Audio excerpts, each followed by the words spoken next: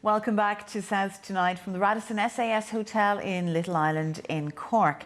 Now, I know it's high summer at the moment. We're not thinking too much about our fireplaces, but lovely and all as fireplaces are as centerpieces to look at, and lovely and warm and cosy as they are as well when they are lit, there are also some negative side effects, you might say, like cold air. You've got the winds, the drafts, dust, dirt, soot, even rain. Have you ever stopped to think about all of that?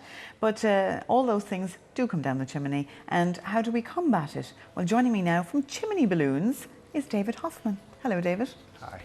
So, David, how did you come across the concept of chimney balloons and come to set up this business? Like a lot of people, we have a couple of chimneys in our house, and actually, like in your intro there, we had the problems where we'd the winds, cold air and drafts coming down the chimney, and all the hot air from the house shooting back up the chimney. In actual fact, you lose about 70% of the heat of the room up your chimney. And the problem that we had was huge big gas bills and electricity. January this year saw us with a bill of €1,100 for our gas bills, so at that stage it was time to see what we could be done about it. And we brought a heating expert in, and he had a look at our underfloor system, and he said, yeah, that all seems fine. And it's just a throwaway comment. He says, you know what, you need to get one of those balloon thingies for the chimney. And I thought about it for a second, and it seemed to make sense. And I did a bit of research on the net, and then I found this product here. And I brought it home and tried it in my own chimney, in the two chimneys we have. And in actual fact, it works very well. So it's simple physics. The hot air rises and the cold air falls. So your hot air shoots off up your chimney, and the cold air and drafts and winds come straight down. You'll probably notice yourself, if you're standing beside a chimney, you can actually hear planes flying overhead, or after a windy night, you'll probably see dust and dirt and soot on the floor. So, and they're all standard problems you have with having a chimney. So if you putting this in place, one of these balloons like this here is actually almost like fitting double glazing to your chimney.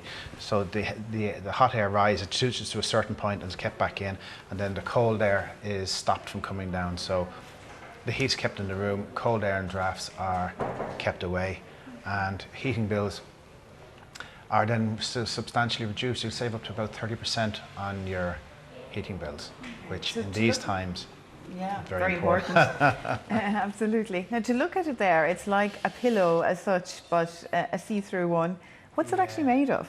It's made from a fire-retarded triple layer polyurethane, and they come in various sizes, a small, medium and large, or if you have an unusually large or unusually small chimney, you can get them made to suit it. It's very easy. It inflates just like, as you say, like a big balloon. It goes just about a foot up inside the chimney. It's inflated by mouth at the moment. This one here is only half inflated. There is a little valve here, so you blow through there, and you can turn the valve on and off to keep the air into it. And then if you have to put it slightly higher up into the chimney, then you can have an extension handle that simply fits onto the end of that, which makes putting it up higher up into the chimney that bit easier. And then to make it even easier again, you can attach this long piece of tube onto it that makes blowing it up in situ even easier. Okay, so you that's the way they actually ship. So when you get them, you get it like this size, and then you open it up to like this, and blow it up to the relevant size into the chimney. All right. So if you've got a pump to help you blow it up rather than having to use your own lungs. If you have a good set of lungs, you can do it yourself. But if you're not, or if you have any breathing problems or anything like that, yes, you can get like a foot pump that you would use for an airbed. Okay. So that they're very handy like that. So you blow it up first, and then you insert it into the chimney. You actually blow it up slightly, so it's a bit floppy like that, and you put it up into the chimney. You've got to find two relatively parallel walls. Put it in place, you just can hold it like that, and then you can blow the rest of it up. And as soon as it gets a bit bigger, it'll hold itself in place, and that's it then. And you'll notice the benefits of it immediately, because the room will sound that bit quieter because it acts as soundproofing and damping on it. Okay, and does it totally block out all ventilation? No, you can see by the shape of it here, the corners are kind of cut off here, so what actually happens is it allows some bit of ventilation in either side of the walls through those corners, and that allows a little bit of air to move in and out to stop any problems that might happen with damp and that kind of thing. Okay, fair enough. There's always a need for just that little Yeah, bit of yeah, ventilation. yeah, yeah. You can't. There's no point completely blocking it off because that can lead to its own trouble Okay. as Now, well. how long do they last?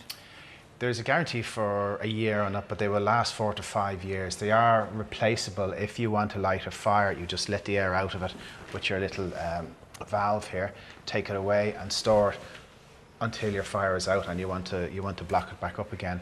So, you know, it'll last 4 or 5 years, no problem. The one thing you got to be careful of is when you're putting it up and back down into the chimney that you don't maybe catch a sharp corner that can rip it, because after all, you know, it's not, while it's strong, it's not impervious to damage.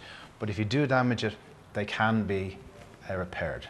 Oh. As long as it's not completely destroyed. Oh, right. Yeah. Okay, I would have thought you'd have had to get a new one in that instance, no? Yeah, again, it depends on the level of damage to it. Okay, and do they deflate in time by Yeah, themselves? It takes, putting it in, again, when you're putting it up, it depends on how strong your lungs are. If you're full of hot air, you can blow it up very quickly.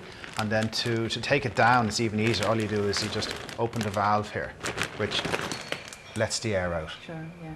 And that's it. As soon as it gets a little bit floppy, take it away and store it. Okay, but as long as you've got it, that in the correct position, it won't deflate by itself? No.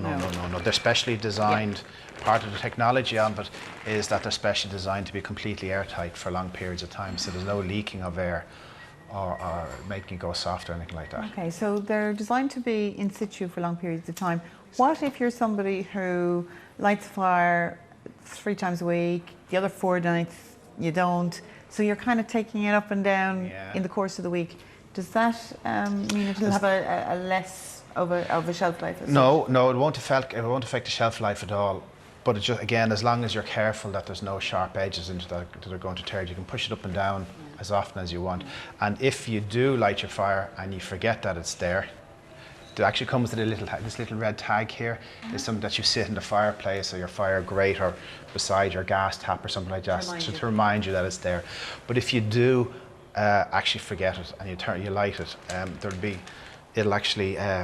it'll shrink and just fall down, because it's fire retardant material, but it will kind of melt and get soft and fall down into your grate. So at that stage you'll know that you've forgotten to remove it. And it'll be the end of the life for that particular one. That can't be repaired. Okay, sure. Now surely every chimney size is different, so how do you get around that?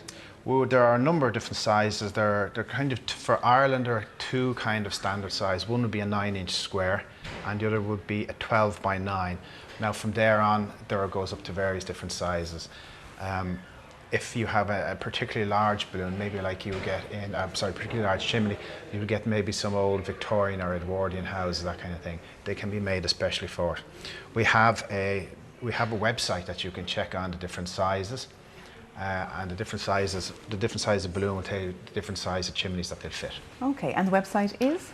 www.chimneyballoons.ie. Okay, that's easy to remember. Well, thank you very much, David, for being with us on the show, and a most interesting product, we reckon. And that's it for another set tonight. So tomorrow on the show, we're going to be meeting the architect Andrew Lane, and we bring you a round of sports as well as usual on a Thursday with Mike McCartney joining us. So please do join us at 7 tomorrow once again here on Channel Z. For the moment, it's bye-bye from us. We'll leave you with the weather.